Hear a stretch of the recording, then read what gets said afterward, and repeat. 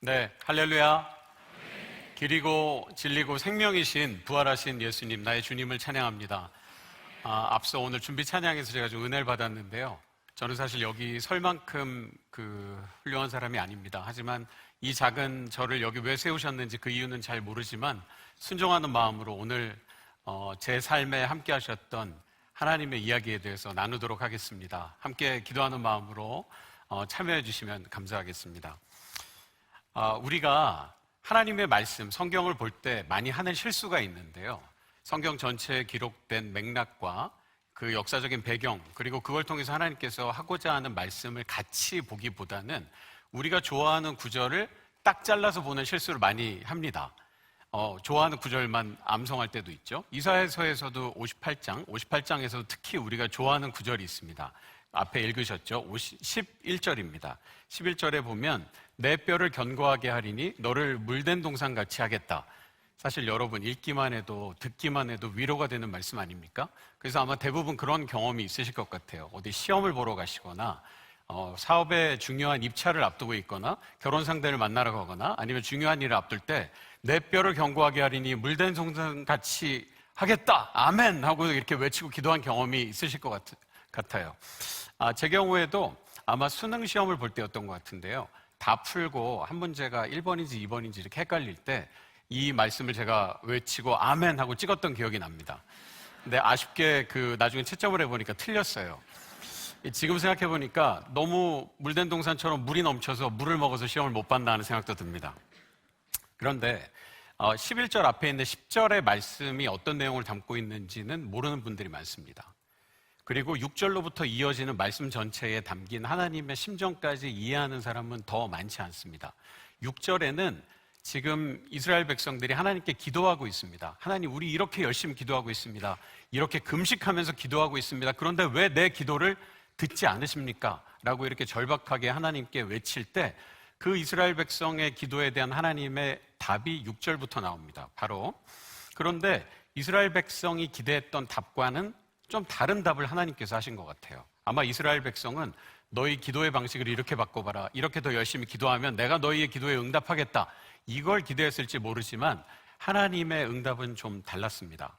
하나님의 답은 내가 기뻐하는 금식은 흉악의 결박을 풀어주며 멍에의 줄을 끌어주며 압제당하는 자를 자유하게 하며 모든 멍에를 꺾는 것이 아니겠느냐. 또 줄인 자에게 내 양식을 나누어 주며 유리하는 빈민을 집에 들이며 헐벗은 자를 보면 입히며 이런 하나님의 답이 이어집니다. 그리고 그 다음에 이어지는 하나님의 답이 계속됩니다. 그리하면 내 빛이 새벽같이 비칠 것이며 내 치유가 급속할 것이며 내 공의가 내 앞에 행하고 여호와의 영광이 내 뒤에 호위하리니 내가 부를 때는 나 여호와가 응답하겠고 내가 부르짖을 때에는 내가 여기 있다 하리라. 이런 말씀으로 이어집니다. 이 말씀에는 저는 하나님의 마음이 드러나 있다고 생각합니다. 하나님께서 창조하셨지만 창조 질서를 떠나서 회파된 그런 상태, 그리고 그 가운데서 가장 낮은 곳에 위치한 사람들, 잊혀진 사람들을 향한 하나님의 마음이 드러나 있다고 생각합니다. 그리고 58장 12절에는 이 시대를 살고 있는 우리를 향한 하나님의 마음도 드러나 있다고 생각합니다. 내게서 날짜들이 오래 황폐된 곳을 다시 세울 것이며 너는 역대 파괴된 기초를 쌓으리니 너를 일컬어 무너진 데를 보수하는 자라 할 것이며 길을 수축하여 거할 곳이 되게 하는 자라 하리라. 저는 이 말씀을 볼 때 하나님께서 이 말씀을 제게 주셨다는 그런 마음이 있습니다. 이 자리에 모인 우리 모두가 하나님의 마음을 알아서 역대 파괴된 기초를 다시 쌓고 무너진 곳을 보수하고 길을 수축해서 거할 곳이 되게 하는 건축자가 되고 세상을 변화시키는 하나님의 자녀가 되기를 소망합니다. 우리는 이미 2000년 전에 이 말씀이 쓰여진 배경 그리고 그 이후에 일어나는 역사적 사건을 다 알고 있습니다. 그렇기 때문에 제3자의 관찰자 시점에서 이사야 말씀을 볼 때 우리가 안타까움을 느끼는 게 있습니다. 아니 이 바보 같은 이스라엘 백성들아, 하나님께서 이사야 선지자까지 보내서 이렇게 경고를 해주시는데 돌아오지 않고 계속 멀리 가는 이 이스라엘 백성을 보면 안타깝고 답답한 마음이 있습니다. 그런데 여러분, 만약에 우리가 그 시대에 살고 있었다면 어땠을까요? 우리라면 민감하게 반응했을까요? 아니면 이스라엘 백성처럼 똑같이 행동했을까요? 이사야 선지자가 나타나서 경고를 하던 그 시점은 저희의 이 이해나 기대와는 좀 다르게 일상에는 큰 문제가 없어 보였습니다. 당장 나라의 주춧돌이 빠지고 망해가는 그런 상황은 아니었어요. 외교도 국방도 그런 대로 잘 돌아가는 것처럼 보였습니다. 무엇보다 수도에 살고 있는 귀족과 평민들의 삶은 별 문제가 없었어요. 일상의 삶에는 큰 문제가 없었다는 겁니다. 마치 지금 수도 서울 대한민국 21세기에 살고 있는 우리의 삶과 비슷하다고 할 수 있습니다. 우리도 북한과 마주하고 있고 여러 위협에 처하고 있지만 우리의 일상을 하루하루 위협을 느끼면서 경계심을 가지고 살고 있습니까? 그렇지 않습니다. 세계 10위권의 무역과 경제와 국방 대국인 대한민국에 살고 있기 때문에 우리조차도 우리의 일상도 하나님이 우리의 삶 속에 주시는 경고와 그런 말씀과 예언을 놓치고 살고 있지는 않는지 돌아볼 필요가 있습니다. 하지만 사람이 보는 것과 하나님이 보는 것은 좀 달랐습니다. 사람은 눈에 보이는 것, 외교와 국방, 그다음에 여러 가지 관계들 이런 것이 눈에 보였지만 하나님의 관심은 오직 항상 사람에게만 있었습니다. 특히 그 사람 중에 가장 낮은 곳에 있는 잊혀진 사람들, 즉 고아와 과부들, 결박당하고 압제당하는 사람들에게 향하고 있었습니다. 그러니 이스라엘은 이 기도를 이해하기 어려웠을 겁니다. 우리를 구해주세요. 우리에게 더 축복해주세요라고 기도하는데 이스라엘 입장에선 되게 뜬금없게 느껴졌을 거예요. 왜 갑자기 고아와 과부, 아무도 관심 갖지 않는 그 사람들을 위해서 기도하라. 그러면 내 기도를 들을 것이다 라고 말씀하시나. 그래서 이스라엘 백성은 이렇게 금식하고 있습니다. 하나님, 이런 기도를 쏟아내고 있었는지 모릅니다. 저는 이 구절을 읽으면서 우리가 어떻게 기도해야 하는지, 하나님의 마음을 어떻게 이해하고 어떻게 구해야 하는지, 하나님께서 어떤 기도에 응답하겠다고 말씀하시는지에 대한 힌트가 들어있다고 생각합니다. 이렇게 앞에서 막 얘기하니까 되게 막 열심히 막 신앙생활하고 믿음도 좋고 그런 사람이라고 이렇게 막 보시는 눈빛들이 느껴져서 솔직하게 이 시점에서 제 고백을 하면 저는 그냥 아주 평범하고 그냥 겁도 많고 그냥 남들의 시선이 중요하게 신경 쓰이는 그런 평범한 크리스찬의 한 명이었습니다. 모태신앙 집안에서 태어났지만 저한테 기도는 그냥 식사 기도나 가족 모임 때 의례적으로 하는 그런 기도였던 것 같아요. 그런데 청소년기를 지나면서 한 번쯤 다 그런 시기에 빠져보셨죠? 하나님 진짜 계시는 거야? 느껴지지도 않고 만져지지도 않고 잘 모르겠는데? 그런데 그렇다고 대놓고 하나님은 계시지 않는다고 이렇게 반항할 용기도 없는 딱 그 정도 상태가 제 신앙의 청소년기였던 것 같습니다. 한국의 모든 고등학생이 그랬던 것처럼 저도 좋은 대학 가기 위해서 열심히 공부했고 수능시험도 봤습니다. 근데 그때 저는 이렇게 생각했어요. 모태신앙이고 대대로 교회도 믿고 또 나름대로 주일 예배도 안 빠지고 가니까 이 정도면 하나님이 날 좋은 대학 보내주셔야 되지 않나. 왜냐하면 사실 그래야 하나님 입장에서도 괜찮지 않겠어요? 그래야 뭐 여러 목사님들 계시지만 하나님 입장에서도 이렇게 그 선교적인 영업이 잘 될 거라고 저는 생각했습니다. 왜냐하면 교회 좀 다니는 청년이 대학도 잘 가고 예수 믿었더니 좋은 대학 갔더라 해야 좋을 거 아닙니까? 그래서 저는 반드시 하나님께서 저를 제가 원하는 좋은 대학에 보내주실 거라고 생각했습니다. 제 믿음이 딱 그 정도 수준이었습니다. 그런데 제 기대랑 달리 고3 때 수능을 보고 시험 결과를 얻었는데 좀 제 기대랑은 달랐어요. 원하는 학교에 똑 떨어졌습니다. 그래서 이제 재수를 대한민국의 많은 우리 청소년들이 하게 되는 이 필수 의뢰인 재수를 하게 됐습니다. 근데 재수생 시절에 저는 한 사건을 경험하게 되고 그 사건을 통해서 제가 모태신앙으로 태어났지만 인격적으로 나의 하나님을 만나게 되는 그런 첫 걸음을 떼게 됩니다. 재수생 시절에 95년 6월 29일이었는데요. 이러면 나이가 나오겠네요. 그날이 저희 아버지 생신이었습니다. 그래서 저도 제 여동생도 아버지께 생신 선물을 사드리고 싶었어요. 그래서 여러분 아시겠지만 재수학원도 고등학교도 정규 수업이 끝나고 저녁 때 야간 자율학습이라는 걸 하는데 그거는 뭐 가정에 일이 있다고 양해를 구하면 집에 보내주거든요. 그래서 야간 자율학습을 빠지고 선물을 사러 집 앞에 있는 백화점에 갔습니다. 저도 여동생도 거기 있었지만 우리 둘은 거기 있는지 서로 몰랐어요. 그때는 핸드폰이 없었기 때문에. 제가 받았던 선물이 있었는데요. 아버지 셔츠를 하나 사드리고 싶었는데 사러 갔더니 가격이 좀 비싼 거예요. 제가 가져간 돈보다. 신용카드도 없었기 때문에 돈을 뽑기 위해서 1층에 현금 지급기가 있는 로비로 내려왔습니다. 지금과 달리 과거에는 ATM 현금 지급기의 성능이 좋지 않아서 저녁 6시 정도 되면 다 현금이 떨어졌습니다. 로비에는 한 7, 8대 정도 기계가 있었지만 다 현금 부족 사인이 뜨고 맨 오른쪽에 있는 기계 한 대에만 사람들 줄이 길게 섰습니다. 평소 같았으면 거기 줄을 서서 돈을 뽑았을 텐데 저희 집 바로 앞에 있는 백화점이었기 때문에 길을 건너면 뭐 조흥은행, 한일은행, 제일은행, 잊혀진 추억의 이름들이죠. 그런 은행들이 있는 걸 알았기 때문에 길 건너가서 돈을 뽑고 오면 빠르겠다라고 해서 가서 돈을 뽑고 다시 백화점으로 돌아오는데 백화점 정문 바로 앞에 있는 신호등이 깜빡깜빡했습니다. 성격이 급하기 때문에 평소 같으면 무조건 뛰었을 건데 여름이라 날도 덥고 바깥에 왔다 갔다 하느라 다음 신호를 기다리자라고 마음을 먹는 순간 이제 신호가 깜빡깜빡하고 이제 파란불에서 빨간불로 바뀌고 길을 건너간 사람들이 건물 안으로 다 들어가고 나서 이제 큰 소리와 함께 건물이 완전히 무너져 내렸습니다. 네, 바로 여러분이 아시는 그 삼풍백화점입니다. 저도 그때 그 사고 현장에 서 있었던 수많은 사람 중에 한 명입니다. 참혹하다는 말로는 다 이해할 수 없는 그런 정도의 사건이었습니다. 사고 후 제일 먼저 든 생각은 제 어머니였습니다. 왜냐하면 집에서 한 걸어서 5분 정도에 있는 백화점이었기 때문에 저희에게는 백화점이라기보다는 식품관이 여러분 아시겠지만 저녁 한 6, 7시 정도 되면 신선식품을 할인을 하잖아요. 생선이나 두부나 우유나. 그래서 어머니는 항상 백화점을 6시 반, 7시 그 사이에 가셨어요.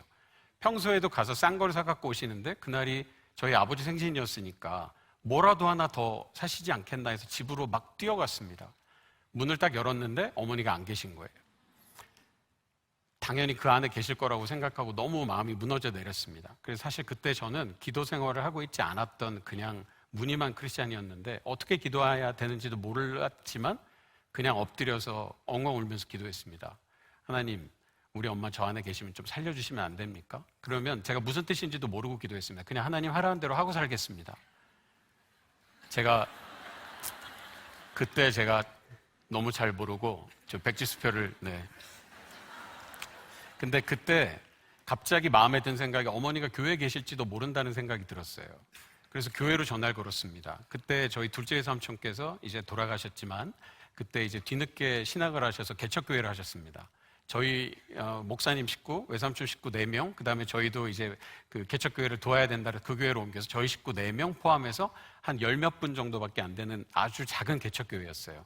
그러니까 그 교회에 크고 작은 행사가 많잖아요. 우리 여기도 이제 개척교회 목사님들 많으실 텐데 그래서 어머니께서 주중에 교회를 자주 가셨습니다. 그래서 그 혹시나 하는 마음에 전화를 걸었는데 신호가 가고 반대편에서 누군가 봤더니 제 목소리를 알아본 겁니다. 아, 준호구나. 내가 엄마 바꿔줄게. 저희 교회, 여기서 한번 박수 치고 갈까요? 저희 교회에 계시던 여자 집사님이셨는데 나중에 이야기를 들어보니 저희 어머니가 안 그래도 장을 보러 백화점에 나가시려고 하는데 그분이 그날따라 무슨 좀 마음에 어려운 일이 있어서 기도를 같이 하면 좋겠다고 요청을 하셨대요. 근데 저희 어머니께서 오늘 우리 남편 생일이니까 내일 만나자라고 전화를 끊었는데 그분이 얼마 뒤에 또 다시 전화가 와서 오늘 좀 만나주면 안 되냐. 그래서 저희 어머니는 얼마나 마음이 힘들면 이럴까라고 해서 장 보는 걸 포기하고 교회로 가셨다고 했습니다. 어머니가 살아계신 걸 확인하고 나니까 엄마 여기 건물이 무너졌어요 하는데 이해를 못 하시는 거예요. 그때는 뉴스에도 나기 전이었거든요. 근데 어머니가 살아계신 걸 알고 나니까 조금 전에 했던 기도는 까맣게 잊어먹고 완전히 리셋이 됐습니다. 그래서 이제 저도 옷을 챙겨 입고 밖에 나가서 저 어려운 가운데 있는 사람을 도와줘야겠다라고 옷을 챙겨 입고 나가려는데 이번에는 집으로 전화가 걸려왔습니다. 전화를 받았더니 삼풍백화점 앞에는 주유소가 하나 있고 그 뒤에 소방서가 하나 있었습니다. 그 소방서에서 전화가 걸려왔는데 여기 지금 많은 사람들이 실려와 있는데 병원으로 후송을 앞두고 있다. 근데 여고생이 실려와 있는데 지금 상태가 안 좋은데 지금 소지품에서 학생증을 확인해서 학교에 전화해서 확인했는데 제 여동생이었어요. 그래서 저는 동생이 이제 야간 자율학습 빠지고 선물 사러 왔을 거란 생각도 못하고 제 동생은 학교에 있을 겁니다 했는데 저희가 학생증에 있는 얼굴을 보고 확인했는데 맞다. 지금 의식이 없는데 병원으로 수송되겠지만 혹시 집에 보호자가 있으면 빨리 뛰어오라고 하는 겁니다. 집으로 막 나서서 이제 소방서로 막 뛰어가는데 그 짧은 몇 분 동안 또 어떻게 기도했는지 몰라요. 하나님 우리 동생 좀 살려주세요. 그러면 제가 하나님 뜻대로 살겠습니다. 그 기도를 누가 알려준 것도 아닌데 왜 그렇게 기도하게 됐는지 잘 모르겠습니다. 근데 그때 가서 본 동생의 상태는 좀 생각보다 많이 안 좋았어요.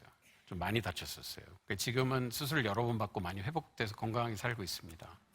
근데 제 기억에는 그때 건물이 무너질 때 일부 사람들은 안으로 빨려 들어가고 어떤 사람들은 바깥으로 튕겨 나오기도 했는데, 제 동생이 발견된 곳은 무너진 건물 앞에 있는 화단에 있는 큰 이런 건물 잔해 사이에 끼었는데, 다리가 끼고 다행히 머리는 안 낀 상태여서 좀 뼈가 드러날 정도로 많이 다쳤지만 지금 회복되고 있습니다. 그래서 그 소방서 앞에서 동생과 그다음에 나머지 2명의 환자, 그리고 저 같이 소방차를 타고 구급차를 타고 가까운 성모병원으로 옮겨졌습니다. 원래는 구급차에는 1명밖에 못 타는 거 아시죠? 근데 상황이었기 때문에 2명의 환자를 더 태웠고, 구급대원분들이 저에게 부탁을 했습니다. 흔들리지 않게 이 2사람을 안고 가라. 근데 그 2분은 백화점 종업원이었습니다. 그 둘은 의식이 없었어요. 그 둘을 안고 가는데, 저희 동네니까 잘 알잖아요. 성모병원에 도착했는데 분명히 이 정도면 왔는데 왜 더 차가 안 나가나 해서 슬라이딩 창문으로 열고 보니까 성모병원 입구에서부터 응급실 앞에까지 있는 모든 주차장이 환자고 시체였습니다. 500명이 넘게 돌아가시고 2,500명 넘게 부상을 당한 비전시에 발생한 아주 큰 사건이었기 때문에 일시에 사람들이 몰려서 그런 아비규환이 있었던 겁니다. 저희는 성모병원에 들어가지 못하고 한두 시간을 더 다른 병원을 찾아서 헤매다가 결국 어느 병원에 도착했습니다. 안타깝게도 이 2분을 보면서 제가 처음 보는 사람들인데 저도 모르게 그런 생각이 들었어요. 아, 이 2사람은 하나님을 알고 있을까? 만약에 이 2사람이 하나님을 모르는데 이대로 죽으면 어떻게 되는 걸까? 저도 모르게 처음 보는 사람인데 그런 마음이 들어서 그때 아마 생전 처음 본 사람인데 그렇게 기도했던 것 같아요. 하나님, 이 사람들 한 번만 깨어나게 해주세요. 그래서 제가 이분들 귀에다 대고 내 죄를 대신해서 예수님께서 십자가에 돌아가셨습니다. 예수님이 나의 구주이신 것을 믿습니다. 아멘 해보세요. 따라해보세요. 대답은 안 하셨고 병원에 도착해서 이 2분은 돌아가셨습니다. 그리고 동생은 수술실에 들어갔는데요. 그때 이제 6시 이후에 퇴근 시간이었기 때문에 의료진들이 다 많이 집에 간 시간이라 저 같은 보호자들이 도착하면 그 응급실 앞에서 생리식염수를 가지고 먼지를 뒤집어 쓰고 온 환자들을 이렇게 씻어주는 그 일을 시켰습니다. 새벽 2, 3시쯤 됐을까요? 이제 좀 쉬어도 된다고 해서 병원 복도에 잠깐 앉아 있는데 하나님께서 그때 제게 음성으로 말씀해 주신 건 아니지만 제 마음에 너무나 확고한 생각이 들었습니다. 저는 그 동네에 중학생 때 이사 갔습니다. 땅을 파고 건물이 올라가고 건물이 완공되는 걸 보고 그 안에서 뛰어놀다가 건물이 무너지는 마지막 순간까지 보게 됐죠. 이 건물은 내 인생과도 같구나. 남들이 보기에는 아무리 화려하고 높고 크고 멋지게 반짝반짝거리는 걸 쌓아 올려도 기초가 똑바로 놓여져 있지 않으면 마지막 때에 이렇게 와르르 무너지겠구나. 그러면 나는 내 인생을 어디다 놓아야 될까? 내 인생을 예수 그리스도에게 놓아야 되겠구나. 여러분도 아시는 것처럼 삼풍백화점에는 여러 문제가 있었지만 가장 큰 문제는 더 넓고 더 큰 공간을 만들기 위해서 설계도상에 있는 기둥을 없애버린 거였습니다. 아마 그 건물을 이용하는 사람들은 몰랐을 겁니다. 하지만 균열은 그렇게 시작됩니다. 우리의 인생도 남들이 보기에는 멀쩡해 보일 수 있지만 우리의 기초가 예수 그리스도에게 놓여져 있지 않으면 우리의 인생도 그렇게 금이 갈 수 있습니다, 여러분. 보통 이 정도 사건을 경험하고 나면 하나님께 납작 엎드리고 항복하고 2손 들고 와야 되는 게 정상이거든요. 근데 저는 아까 어머니가 살아계신 거를 알고 나서 바로 그 기도를 까먹었던 사람입니다. 이제 시간이 지나고 나서 다시 대학 입시철이 돌아왔어요. 제가 했던 하나님 뜻대로 살겠다는 기도는 온데간데 없고 기억에서 완전히 사라졌습니다. 그리고 제 마음속에는 이런 생각이 들었습니다. 야, 이 정도 사건에서 살려주셨으면 이건 100% 서울대 각이다. 그렇잖아요? 제가 다니면서 이런 큰 사고 가운데 살아나서 열심히 공부해서 서울대를 갔더라라고 간증하고 다니면 얼마나 많은 중고등학생에게 동기부여가 되고 전국에 있는 중고등부에 많은 부흥이 일어날까, 저는 약간 이런 생각을 했어요. 그런데 제 생각과 제 기대와는 또 다르게 또 똑 떨어졌습니다. 아, 이거 어떻게 하나 하고 있는데 저희 어머니가 저 몰래 어느 대학교 원서를 써갖고 온 거예요. 어디 가가지고 야, 이제 새로운 기독교 대학이 생긴다던데 거기 우리 아들 한번 가면 좋겠다 해서 저 몰래 삼지막 날짜에다가 원서를 띡 써오신 거예요.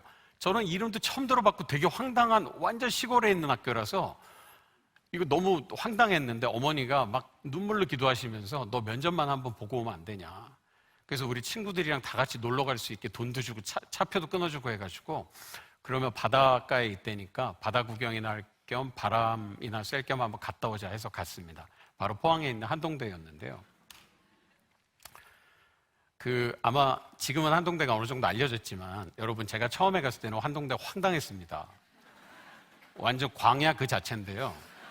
면접 보러 가면 보통 그 건물이 어디 있는지 막 찾아다니는데 한참 시간을 소요해야 됩니다. 뭐 저기 종합관이 어디고 뭐 상경계 건물이 어디고 뭐 세브란스 건물이 어디고 막 찾아다녀야 되는데 한동대는 고민할 필요가 없어요. 갔더니 강의동 한동, 기숙사 한동, 식당 한동 있는 거예요. 그래서 같이 갔던 제 친구가 야 학교 이름이 이래서 한동대냐? 이렇게 네. 뭐 선량한 것이 나올까? 여기서 이런 생각이 들 정도로 아주 보잘것없는 캠퍼스였습니다.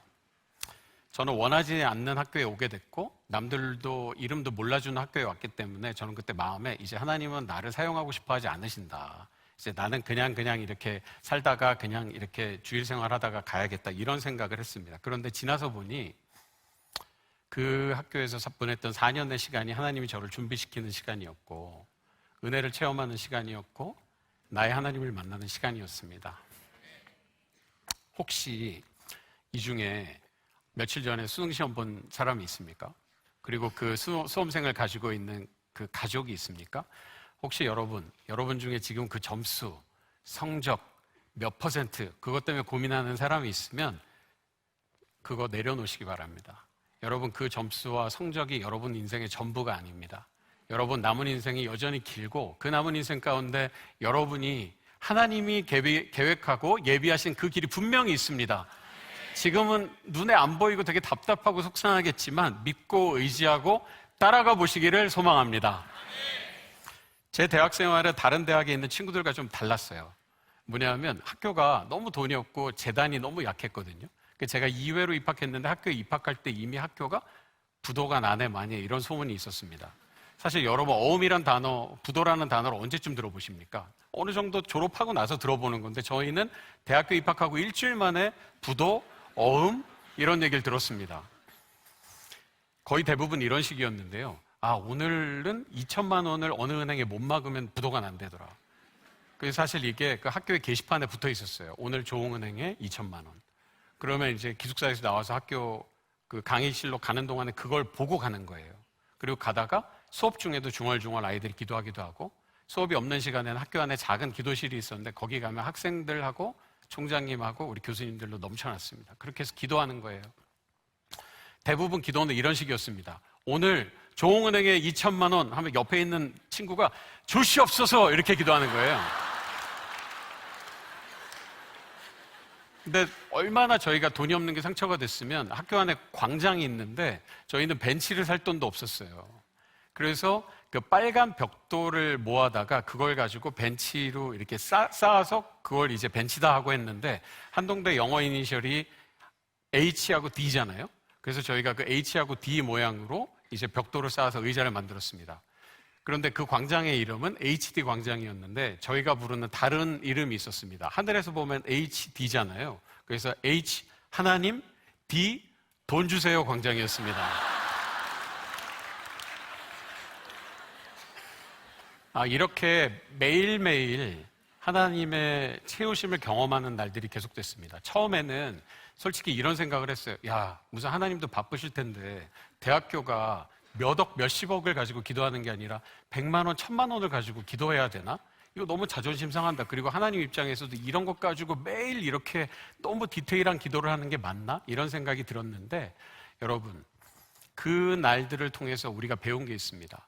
하나님께서는 우리의 필요를 채우시는 분이고 우리에게 가장 선한 것을 주기로 작정하신 분이라는 것을 우리는 체험했습니다. 그리고 함께 기도하는 공동체의 중요성에 대해서도 배웠습니다. 물론 우리가 열심히 기도했지만 들어지지 않을 때도 있었고 왜 기도가 지연되지? 라는 생각이 들 때도 있었습니다. 그 이유를 알기까지는 시간이 좀 많이 걸렸습니다. 제 동생은 삼풍백화점 사고에서 살아난 이후에 하나님 일을 하기로 마음을 먹고 선교사가 돼서 지금 중동 지역에서 10여 년 넘게 살고 있습니다. 저한테 오빠 이제 우리는 이 시간 이후의 삶은 덤으로 사는 거야. 그러니까 하고 싶은 대로 가지 말고 하나님이 가라고 하는 대로 가야 돼. 이렇게 얘기하면서 중동으로 딱 떠나는데 동생이 너무 대단하고 이제 멋있어 보였어요. 그런데 저는 사실 동생처럼 그렇게 살 용기가 없었습니다. 제가 대학 졸업하고 택한 첫 직장은 IT 쪽이었는데 꽤 유명한 회사에 다녔어요. 이유는 뭐였을까요?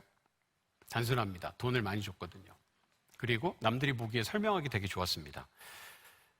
단기 선교도 몇 번 따라가 봤지만 선교지에서 살 용기는 없고 남들에게 저를 설명하기 좋은 곳에서 일하기로 작정했습니다. 저는 그런 사람이었습니다. 그런데 하나님께서는 이렇게 이기적이고 겁 많은 저도 괜찮다고 기다려주시면서 들어서 하나님께서 필요한 방향으로 계속 운전해 가셨습니다.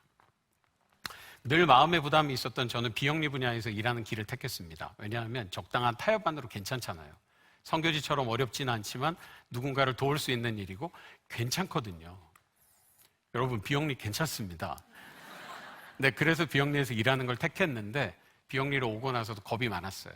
그래서 남들이 알아주는 이름이 잘 알려진 외국계 NGO에서만 한 10여 년 가까이 일했던 것 같습니다. 그러다가 제 친구가 미국에서 온 NGO에 있는 임원들을 소개해 줬는데 바로 제가 지금 몸담고 있는 IJM이라는 곳입니다. 처음 들어보셨죠? 이게 그 약자로 구성된 건데 좋은 말은 다 들어가 있습니다. I, International, J, Justice, M, Mission입니다. 하나만 들어가도 힘든데 세 개가 다 들어가 있어요. 그런데 이분들은 저한테 우리가 어떤 일을 하는 곳이냐라고 하면서 이렇게 소개했습니다. 우리는 현대사회에도 노예로 살고 있는 사람들을 구출하고 있다. 그리고 거기서 멈추지 않고 이 사람들을 노예 삼았던 사람들, 범죄자들을 끝까지 추적해서 현지 법정에 세워서 합당한 벌을 받도록 하고 개발도상국의 사법체계가 아주 약한데 그거를 빌드업해주는 일을 한다. 그걸 구축해주는 일을 한다. 이런 얘기를 했습니다. 되게 멋있는 일이잖아요. 그렇죠? 근데 사실 저는 여러분과 똑같은 반응이었어요. 처음에 미국에 있는 임원들이 저한테 이렇게 소개를 했을 때 예, 중요한 일이네요. 훌륭한 일 하시네요. 근데 제 일은 아니라고 생각했기 때문에 안녕히 계세요라고 인사하고 나왔습니다. 왜냐하면 인류가 존재한 이래로 노예제와 인신매매가 없어진 적이 단 한 번도 없는데 무슨 수로 이걸 없앤다는 거냐. 게다가 범죄자와 마주해야 되는 일인데 무슨 수로 이걸 혁파한다는 거냐. 저는 이런 생각이 들었습니다. 근데 그때 미국에 있는 제 동료들이 저한테 이렇게 도전했습니다. 준호야, 너는 되는 일만 하니? 될 것 같은 일만 하니? 만약에 70년 전에 한국에 전쟁이 났을 때 우리가 군대를 보내서 젊은이들을 보내서 이 나라를 보호하자. 한 번도 들어본 적이 없는 나라에 5만 명이 넘게 미국에서만 죽었는데 그 나라로 가자라고 했을 때 99.99%의 미국인들이 찬성했을 것 같니? 아니야. 50대 50으로 치열하게 싸웠지만 조금 더 많은 사람들이 용기를 내서 한국으로 군대를 보내지 않았겠니? 그래서 오늘 너와 내가 마주 앉아서 하나님의 일을 이야기하고 있는 거야. 그렇다면 다른 사람도 아닌 너는 이 사랑을 흘려보내야 되지 않겠니? 완전히 한 대 맞은 것 같았어요. 계속 고민하던 저는 IJM에 결국 조인하게 됐습니다. 아마 여기 계신 분들 중에도 불가능해 보이는 상황과 또 남들은 야 그거 되지도 않는 일이니까 하지 마. 왜 그런 일을 해가지고 고생을 사서 하는 거야? 이런 도전에 직면하는 분이 계실 수 있습니다. 만약에 계시다면 여러분 눈앞에 있는 문제를 묵상하면 문제밖에 안 보입니다. 문제를 묵상하지 말고 묵상한 하나님의 말씀으로 하면서 그 안에서 하나님께서 인도하시는 길을 찾아보시기 바랍니다. 아직도 세계에는 절대 빈곤의 상황이 존재합니다. 절대 빈곤 들어보셨습니까? 대충 그 국제기구마다 통계가 좀 다르지만 4인 이상 가족이 하루에 $2, 한국 돈으로 한 2,400원 정도 되는 돈으로 4인 이상의 가족이 아침, 점심, 저녁을 해결하는 사람들을 절대 빈곤층이라고 합니다. 근데 개발도상국에는 사실 4인 가족이 잘 없죠. 4, 5, 6, 7, 8, 9, 10이 많이 있습니다. 그러니 이 돈은 너무나 작은 돈입니다. 빈곤의 문제는 왜 발생할까요? 음식이 없기 때문입니다. 그러면 음식을 주면 빈곤의 문제가 해결되겠지요. 근데 빈곤을 발생시키는 다양한 원인이 있습니다. IJM이 관심을 가진 빈곤의 원인은 폭력이었습니다. 아마 이렇게 얘기하면 배고픔의 문제와 폭력이 무슨 상관이야 이렇게 생각하시는 분이 계실 텐데 예를 들어보겠습니다. 우리가 단기 선교를 갈 수도 있고 국제기구가 개발도상국에 있는 사람들에게 먹을 것과 약과 옷을 줄 수도 있지만 우리가 24시간 그들과 함께 있을 수 없습니다. 우리가 떠나는 순간 그 지역에 힘 있는 약탈자들이 그 모든 걸 빼앗아 갑니다. 사실 이것이 불행하지만 개발도상국에서 아직도 발생하고 있습니다. 그리고 일상적인 폭력과 매질과 인신매매 이런 것들은 가장 낮은 곳에 살고 있는 사람들에게는 너무나 절박한 문제입니다. 아마 여기 계시는 분들 중에 많은 분들이 아니 인신매매까지는 알겠는데 요즘 세상에 도대체 노예가 어디 있어? 그건 소설이나 영화 속에 등장하는 이야기가 아니야? 아마 이렇게 생각하실 수 있을 것 같습니다. 하지만 여러분, 이건 현실입니다. ILO 국제노동기구가 작성한 통계에 따르면 2022년 기준으로 전 세계에서 현대사회의 노예로 살고 있는 사람들의 숫자는 대한민국 인구와 맞먹는 약 5천만 명에 해당합니다. 너무 많은 사람들이 갇힌 채 살고 있습니다. 이분들은 대부분 태어나면서부터 고아였거나 거리에서 생활한 사람들이 대부분입니다. 어떤 문제가 있을까요? 신고를 해서 경찰을 만날 가능성은 제로에 가깝습니다. 그런데 운이 좋아서 경찰을 만날 수 있다고 가정하더라도 신고를 할 때 누구세요? 절 좀 도와주세요. 네, 제 이름은 민준호입니다. 생년월일은 어떻게 됩니까? 주민번호는요? 주소는요? 저는 다 이야기할 수 있습니다. 어릴 때부터 고아로 살았고 거리에 산 사람들이 자기의 이름을 뭐라고 할까요? 친구들은 저를 존이라고 불러요. 나이는요? 정확히 모르겠어요. 엄마 아빠는요? 없습니다. 주소는요? 없습니다. 자기 자신을 증명할 서류나 능력이 없는 분들입니다. 바로 21세기의 과부와 고아들입니다. 아무도 기억하지 못하는 사람들, 잊혀진 사람들입니다. 한국 사람들이 많이 찾는 동남아 국가 중에 P국이 있는데요. 이 나라는 안타깝게도 많은 여성과 어린아이들을 대상으로 한 온라인 성범죄가 만연하게 발생하고 있습니다. P국의 경우 연간 약 50만 명에 해당하는 어린아이들이 아동대상 성매매에 희생되고 있습니다. 더 충격적인 사실이 있습니다. 이 아이들을 누군가 범죄자에게 팔아넘길 거 아니에요? 누가 팔아넘길까요? 당연히 나쁜 사람들이겠죠. 하지만 충격적이게도 그 사람들은 바로 이 아이들의 부모나 친인척입니다. 이해가 잘 안 가시죠? 몇 가지 이유가 있는데 잠깐 설명을 드리자면 대부분의 경우 악은 악의 얼굴을 하고 나타나기보다는 악은 선의 얼굴을 하고 나타나는 경우가 있습니다. 아무리 교육 수준이 낮고 못 사는 부모라고 하더라도 자기 아이를 이런 인신매매 집단인 걸 알고 팔아넘길 수는 없습니다. 여기 좋은 직장이 있어. 당신 아이를 보내면 우리가 먹이고 재우고 공부도 시킬 거야. 좋은 직장이 있어. 보내줘. 사실 교육 수준이 낮고 하루하루 살기 힘든 부모들의 경우에 이 내용을 분별할 수 없는 경우가 대부분입니다. 그리고 또 하나 충격적인 것은 이런 범죄에 희생된 아이들의 평균 나이가 불과 11살이라는 사실입니다. 여러분 11살이면 초등학교 4학년입니다. 이런 아이들이 아동을 대상으로 한 온라인 성범죄, 아동 대상 성범죄의 희생양으로 노출되고 있습니다. 너무너무 충격적인 사실입니다. 크리스찬이 우리에게 이 문제가 심각한 이유가 하나 더 있습니다. 바로 하나님께서 만드신 공동체의 가장 기본 단위인 가정이 깨어진 데서 많은 문제가 발생하고 있기 때문입니다. 우리에게 이 문제는 더 이상 먼 나라 이야기가 아닙니다. 여러분 이 사람들을 봐주십시오. 이 사람들 각 나라에 있는 의상을 차려입고 미국 국회의사당 앞에서 사진 찍었습니다. 어떤 사람들일까요? 그 나라에서 온 유학생들처럼 보이죠. 근데 사실 이 사람들은 IJM이 전 세계 인신매매와 노예무역 현장에서 구출한 사람들입니다. 바로 생존자들입니다. 대부분의 개발도상국에 있는 위정자들과 리더십들은 우리나라에는 인신매매나 노예제도는 없어 라고 얘기합니다. 우리 위쪽에 있는 나라도 그렇게 이야기합니다.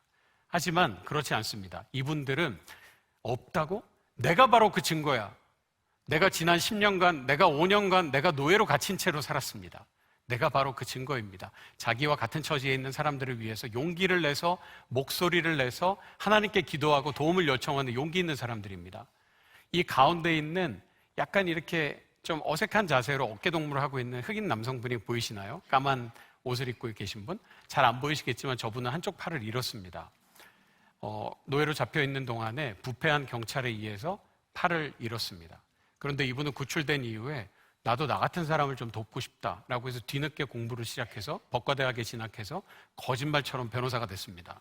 그래서 지금 국제변호사가 돼서 각 나라의 법정에 서서 노예 문제를 호소하고 그 사람들을 구출하는 일에 앞장서고 있습니다.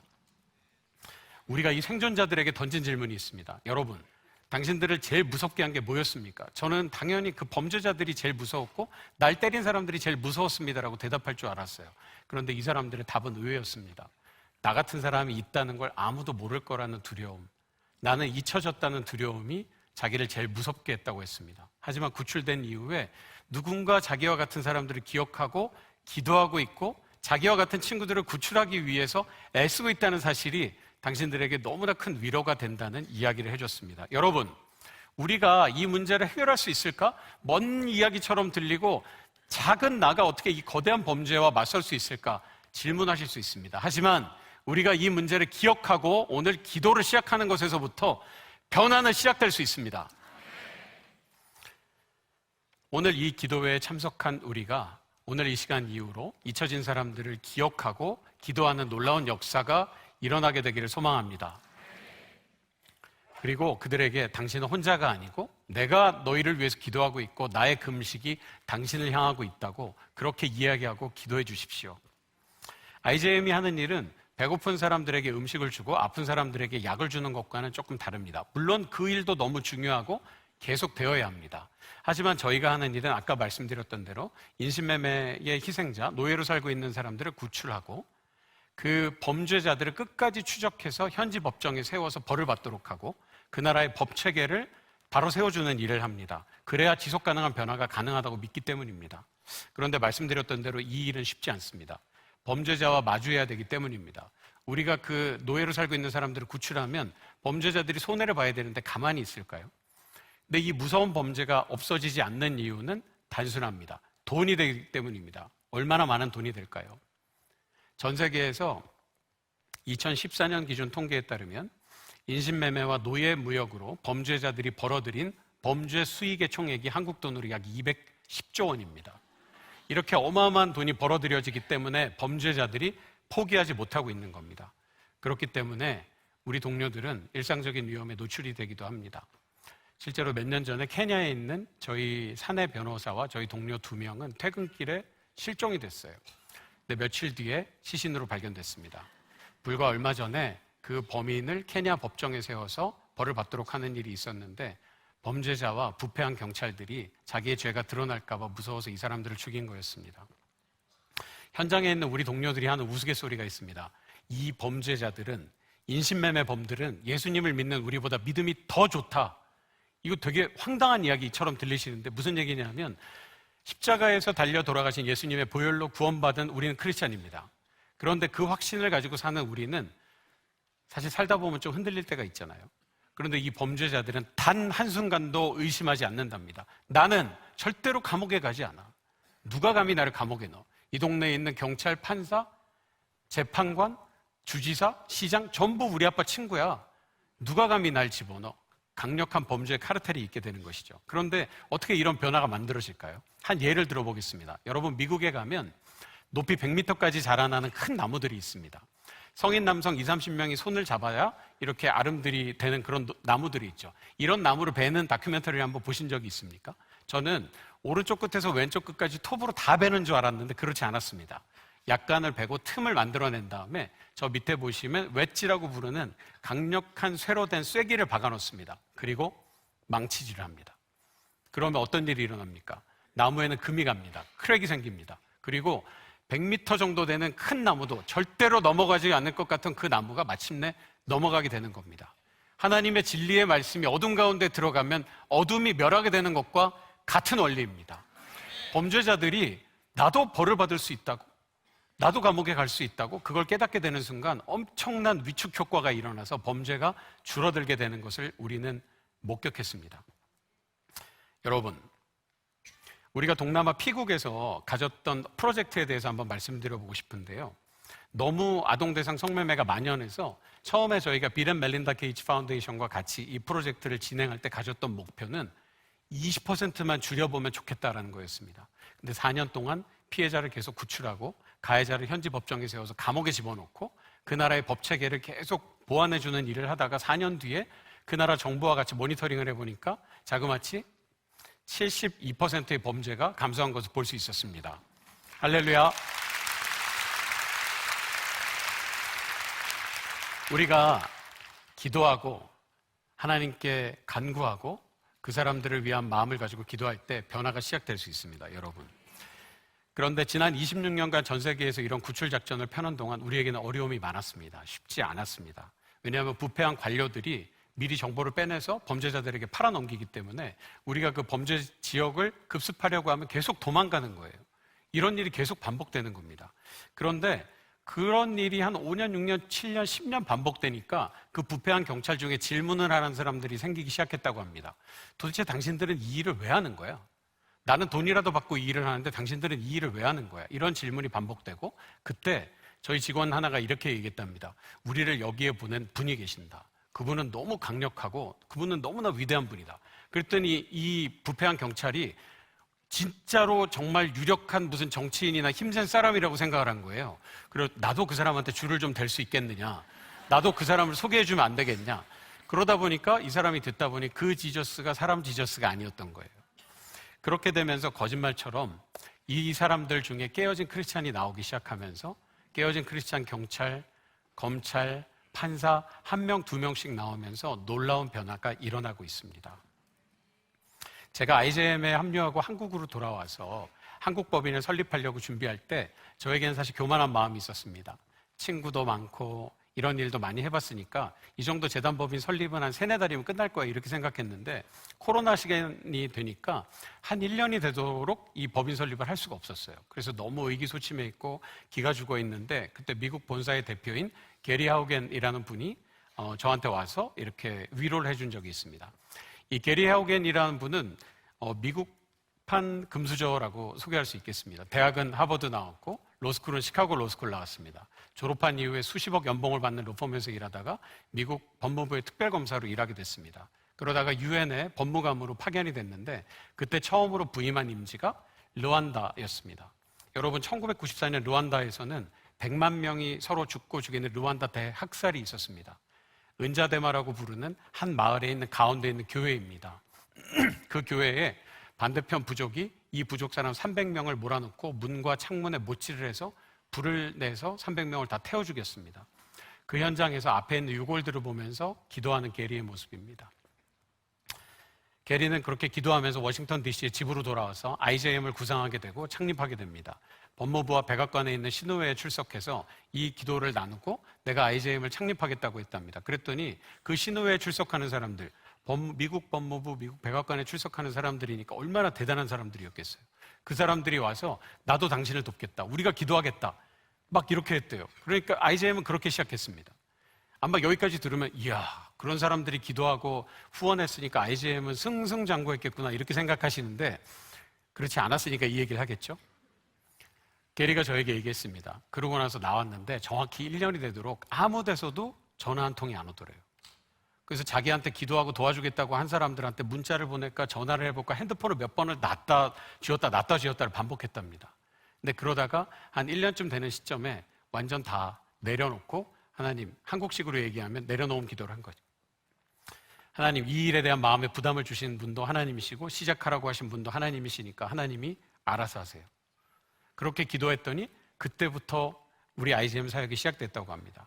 저는 오늘 다니엘 기도회에 초대받아서 이렇게 여러분에게 나누는 이런 영광스러운 자리에 섰습니다. 그런데 이제 저희가 2년 전에 법인을 설립했는데 처음에는 한국교회에 가서 IJM을 소개하는 게 참 쉽지 않았어요. 저희를 불러주세요 하는데 쉽지 않았습니다. 당연하죠. 제가 누군지 어떻게 아세요? 그리고 IJM은 처음 들어봤잖아요. 제가 처음에 어디 가서 명함으로 IJM 드렸더니 어떤 목사님이 저한테 제 이름이 민준호잖아요. I am 준호민의 약자냐 이렇게 얘기하시더라고요. 그런데 그때 미국에도 비슷한 일이 있었다고 합니다. 게리 대표가 전 미국에 있는 교회에다가 이제 다 보내지는 못했겠죠. 이제 수천 장의 초청장을 보내고 우리를 불러주세요.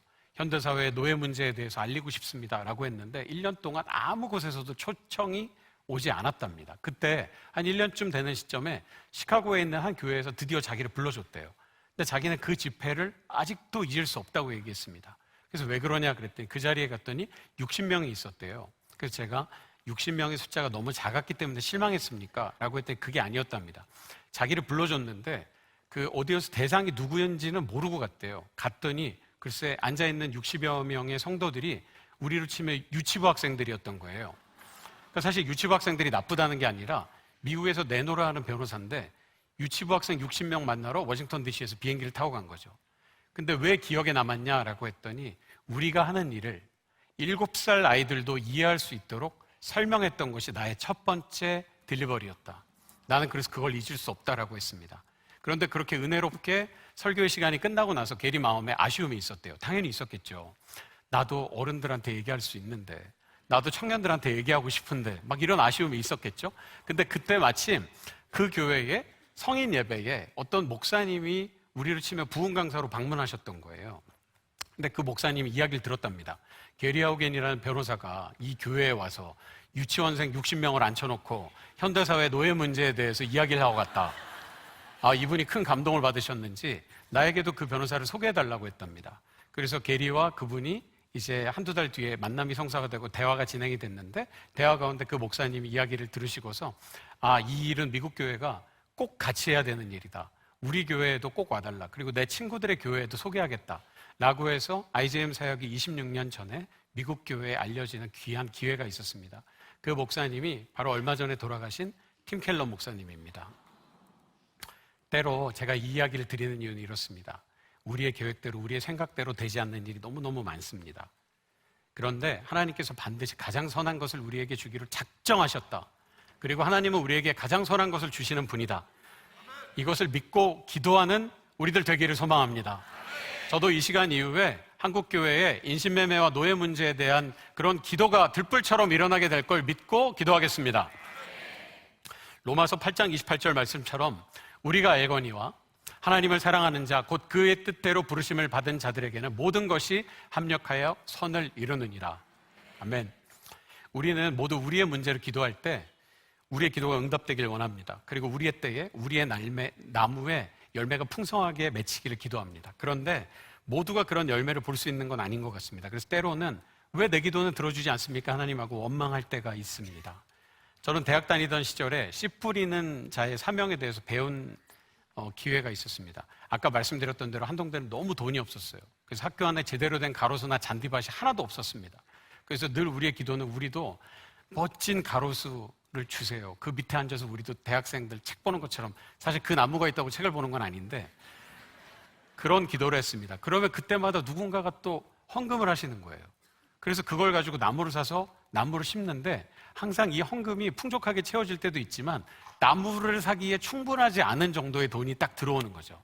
근데 그때 학교의 살림살이를 도맡아 하신 유광로 집사님이라는 분이 계시는데, 부산 호산나교회 유진서 목사님 아버님이세요. 근데 이제 그분이 저희 남학생들을 불렀어요. 얘들아, 내려와라, 우리 나무 심자. 그래서 갔는데 저희가 기대한 건 이거였어요. 야, 이 큰 벚꽃나무를 트럭에 어떻게 싣고 오지? 헬기가 싣고 오나?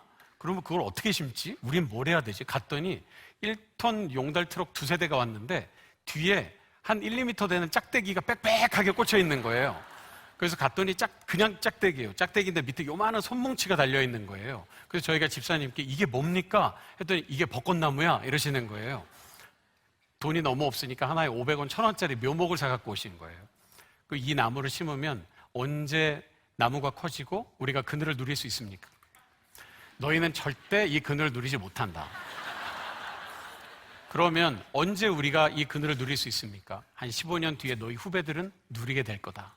그런데 지금 포항에 있는 한동대 캠퍼스는 꽉 찬 이런 멋있는 이런 초록 캠퍼스가 됐습니다. 가로수기를 바라고 원하고 간절하게 기도했던 우리의 기도는 들어진 겁니까? 들어지지 않은 겁니까? 우리 모두는 우리의 때에 열매가 맺히기를 기도하지만 어떤 사람은 씨 뿌리는 자의 사명을 받았고 어떤 사람은 물을 주는 사명을, 어떤 사람은 걸음을 주는 사명을 받았을지도 모릅니다. 그리고 또 어떤 사람은 열매를 수확하는 사명이 있을 수 있습니다. 우리가 씨 뿌리는 자의 사명을 받은 때에는 우리는 아무것도 보지 못하게 될 수도 있습니다. 하지만 우리는 우리가 서 있는 자리에서 최선을 다하고 하나님께서 반드시 가장 선한 것으로 주신다는 믿음으로 기도해야 합니다. 히브리서 11장 39절에서 40절 말씀입니다. 이 사람들은 다 믿음으로 말미암아 증거를 받았으나 약속된 것을 받지 못하였으니 이는 하나님이 우리를 위하여 더 좋은 것을 예비하셨은즉 우리가 아니면 그들로 온전한 것을 이루지 못하게 하려 하심이라. 구약 시대의 성도들은 예수님이 오지 않은 시대에 살았기 때문에 이런 하나님의 말씀은 받았지만 그 약속이 성취되지는 않았습니다. 하지만 그들은 그 약속을 붙들고 살았습니다. 신약의 시대를 사는 우리는 이미 오신 예수님을 경험했고 다시 오실 예수님을 기다리고 있습니다. 그들은 경험하지 못했지만 우리는 그 경험을 누리고 있습니다. 사람의 기대와 생각에 따른 그 약속의 프레임은 다를지 모르지만 하나님의 약속은 반드시 성취됩니다. 우리는 지난 3주간 다니엘 기도회라는 이름으로 모여서 간절히 기도했습니다. 지금 여러분의 기도는 어디에 있습니까? 어떤 분은 응답받았다고 뛸 듯이 기뻐할 수도 있지만 어떤 분은 왜 내 기도는 들어주시지 않습니까? 하고 탄식하는 분이 계실 수 있습니다. 우리는 기도할 때 하나님 아버지라고 기도하죠. 우리는 하나님을 아버지라고 부를 수 있는 유일한 존재입니다. 그런데 하나님을 아버지라고 부를 수 있는 것이 어느 정도의 특권인지에 대해서 우리는 놓칠 때가 너무너무 많습니다. 그래서 늘 우리를 자녀로 부르시는 하나님께 우리의 기도는 하나님, 우리가 하나님 자녀고 하나님이 우리 아버지인 건 이미 다 알고 있으니까 그거 말고 더 좋은 거, 큰 거 주세요. 그거 말고 딴 거 계속 이렇게 이야기하고 있는지 모릅니다. 그런데 여러분, 하나님께서 우리의 영광이 더 필요하실까요? 하나님은 우리의 영광이 없어도 모든 것을 하실 수 있는 전지전능하신 분입니다. 그럼에도 불구하고 우리를 불러주셨다는 것은 우리를 통해 영광 받으시는 것도 있지만 우리를 하나님의 계획에 초대해 주신 것입니다. 우리는 그 초대에 순종하고 기도하는 마음으로 따라가는 것이 필요합니다. 하나님의 사랑을 한번 생각해 보는 일이 있었습니다. 제가 딸이 둘이 있는데요. 큰아이가 어릴 때 태어났을 때 눈물길이 막혔었습니다. 이건 병은 아니고 증상인데요. 여러분 아시겠지만 사람의 눈물길이 여기서부터 아래로까지 연결되어 있는데 이게 막혀있는 경우가 있어서 마사지를 해줍니다. 그럼 대부분 다 뚫리게 되는데 저희 아이는 한 6개월 되도록 뚫리지 않았어요. 그러니까 눈이 항상 벌겋게 짓물러 있었습니다. 안과에 갔더니 선생님이 이제는 더 안 되니까 뚫어줘야겠다라고 얘기했습니다. 방법은 이렇습니다. 아주 가늘고 플렉서블한 침이 있는데 그걸 이쪽으로부터 밀어넣어서 아래로 쑥 집어넣습니다. 시술인데 어떻게 생각하면 그냥 시술인데 아이는 기겁을 합니다. 눈앞으로 침이 가니까요. 그래서 간호사 두 분이 한 분은 몸을 잡고 한 분은 머리를 잡고 못 움직이게 하고 의사 선생님이 자 시작합니다 하고 침을 밀어넣습니다. 아이는 자지러질 듯이 소리를 지르고 옆에 있는 아빠는 애간장이 녹습니다. 그런데 저는 그때 그런 생각이 들었어요. 이건 시술이잖아요. 금방 끝나잖아요. 그리고 우리 아이를 더 좋게 하는 거잖아요. 그런데 하나뿐인 아들인 예수님이 십자가에 달려서 온몸에 피가 다 빠질 때까지 죽을 걸 지켜보셨던 하나님은 어떤 마음이셨을까? 도대체 누군가를 얼마나 사랑하면 내 아들을 대신 죽일 수 있을까? 저 그때 순간 그 생각이 들었어요. 나는 도저히 할 수 없다. 나는 그만한 자격이 있는 사람일까? 나는 그만한 자격이 없는 사람인데? 여러분 혹시 주변 사람들의 공격과 음해와 비난 때문에 여러분의 자존감이 낮아지는 것 같고 속상한 분이 계십니까? 여러분은 얼마짜리인 줄 아세요? 저희 권사님이 많이 쓰시는 표현인데 여러분은 예수님이 핏값으로 사신 예수님짜리의 가치를 가진 사람입니다. 사람들이 여러분이 뭐라고 얘기해도 여러분 주눅들 필요 없습니다. 저한테는 이제 시간이 거의 다 돼가서 마무리를 해야 되는데 제 인생의 멘토이신 선생님이 계십니다. 이제 돌아가신 지 4년 되셨는데요. 안동대 김영길 총장님이십니다. 김영길 총장님은 예수님의 제자는 어떻게 살아야 되는지 삶으로 보여주셨습니다. 이분이 하셨던 많은 말씀이 있는데 그 중에 하나가 공부해서 남 주자입니다. 좀 우리가 많이 들었던 어구하고는 좀 다르죠. 대부분은 공부해서 남 주냐? 너 공부해서 네 거 돼 라고 했는데 공부해서 남 주자라고 얘기하셨습니다. 되게 황당한 소리 같죠. 그런데 이 공부해서 남 주자라는 가르침을 받던 제자들이 지금도 가장 낮은 곳 땅끝까지 선교사로 가서 또 사람들을 도우면서 살고 있습니다. 한동대는 작은 학교라서 28년 됐는데 졸업생이 15,500명밖에 안 되는데 의과대학이 없는데 의사가 300명 나왔고 미국 변호사가 700명 나왔고 한 3,000명 정도가 외국에서 살거나 대기업에서 일하고 있습니다. 근데 그것보다 더 자랑스러운 숫자가 있습니다. 우리는 신과대학이 없지만 목회자와 선교사로 약 700명 정도가 낮은 곳 땅끝 아무도 가지 않는 시골교회, 아프리카, 아시아 곳곳에 들어가서 섬기고 있습니다. 우리가 그 친구들에게 물어봤습니다. 너희들 왜 이렇게 사니? 배워서 남주자고 배웠잖아요.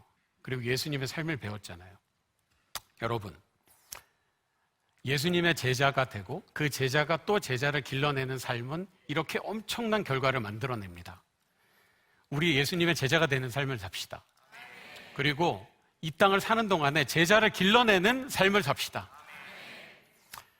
재밌는 숫자를 하나 말씀드리고 넘어가면 우리는 총장님의 가르침을 대부분 다 잘 따랐지만 그 가르침의 정면으로 듣지 않은 게 딱 하나 있는데요. 밖에 나가서 퍼지라 그랬더니 15,500명 졸업생 중에 우리끼리 결혼한 숫자가 CC가 1,500커플 3,000명입니다. 약 20%가 우리끼리 결혼한 거죠. 시족사회를 구축했습니다. 혹시 여러분 중에 자녀의 결혼과 진로와 취업과 여러 가지 고민이 있으신 분들 한동대를 고려해 보실 것을 강력히 추천합니다. 한동대에서의 헌신의 시간을 마치고 총장님께서는 퇴임하셨습니다. 그리고 바깥에서 계속 제자들을 길러내는 삶을 사셨는데 그때 총장님에게 예상치 못한 병마가 찾아왔습니다. 바로 췌장암이었습니다. 초기에 병원에서는 예후를 아주 나쁘게 예측했습니다. 그런데 초기에 치료가 잘 돼서 한 3년 정도 건강하게 사셨습니다. 근데 그때 우리는 늘 기도했습니다. 조금 기도하고 총장님이 병원 갔다 오셔서 치료가 잘 됐다고 하면 우리 뛸 듯이 기뻐하면서 총장님 우리 기도를 들으셨습니다. 하나님께서 총장님 병을 고쳐주셨습니다. 이렇게 얘기했는데 정작 병의 당사자인 총장님이 이렇게 얘기하셨습니다.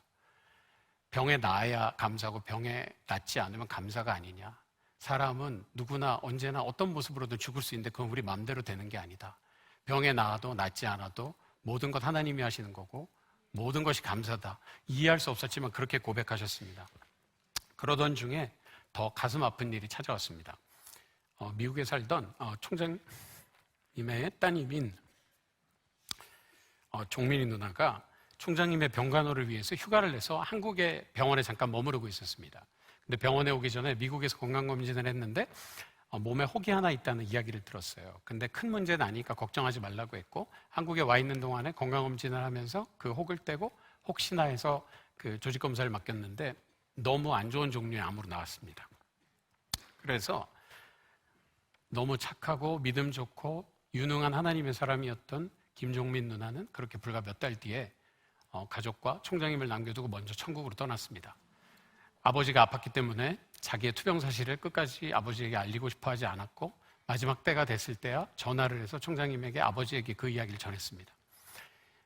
사모님 되신 김영애 권사님께서는 미국에서 열리는 장례식에 참석하기 위해서 미국으로 떠나셨고 총장님은 혼자 남으셨습니다. 집에. 저하고 다른 제자 2명이 집에 모였고요. 미국에서 온라인으로 중계되는 장례식을 보는 동안에 너무 가슴 아프게 우셨습니다. 사람들이 너무 많이 위로했어요. 하나님 분명히 큰 계획이 있으실 거다. 더 큰 계획이 있을 겁니다. 그런데 그런 말들이 하나도 위로가 되지 않았습니다. 한참을 바닥에 엎드려서 우시던 총장님이 세수를 하고 나오셔서 우리 제자들을 모아서 이렇게 얘기하셨습니다. 내가 믿는 하나님은 어떤 큰 계획을 위해서 사랑하는 내 딸을 데려가는 분이 아니다. 나는 그분이 왜 이런 일을 하셨는지 이해할 수 없고 이해하고 싶지도 않다. 받아들일 수 없다. 하지만 이 일은 내가 나중에 천국에 올라가서 하나님께 여쭤봐야 될 일이다. 이해할 수 없고 이해가 되지도 않지만 그분이 나의 아버지 되신 것은 변하지 않고 내가 그분의 아들인 것도 변하지 않는다. 그분과 나의 관계는 그 어떤 것으로도 손상할 수 없다. 나는 그분의 아들이다. 내 귀에다 대고 참소하는 사탄아 물러가라. 이렇게 나지막히 외치셨습니다. 그리고 우리에게 이렇게 말씀하셨습니다. 너희가 남은 인생 살 때 이해할 수 없는 일이 닥칠 때, 감당할 수 없는 일을 만날 때 너희의 기도가 들어지지 않는 것 같고 나의 하나님 어디 계십니까? 하고 탄식하는 순간이 올 때 그거 하나만 기억해라. 하나님은 하나뿐인 아들 예수님을 너와 나를 위해서 십자가에서 피 흘려 돌아가시게 하셨다. 그분은 우리 아버지 되시고 우리는 그분의 아들이다. 그것만으로 충분하다. 그거 하나만 기억해라. 얼마 뒤 병세가 나빠지신 총장님께서도 천국으로 떠나셨는데 마지막 날 아침에 마치 아셨던 것처럼 권사님과 우리 제자들을 모아놓고 오늘이 이 땅에서의 내 마지막 날이다. 하지만 이게 끝이 아니고 이제 천국으로 새로운 여정이 열린다. 이 땅에서 선한 싸움 마치고 우리 모두 천국에서 다시 만나자. 이 말을 마치고 천국으로 떠나셨습니다. 오늘 이 자리에는 우리 김영길 총장님의 사모님이시면서 갈대상자의 저자이신 김영애 권사님께서 함께 오셨습니다. 지금 남겨져서 계속 복음 전하는 일 하고 계시는데 위로와 격려의 박수를 부탁드립니다.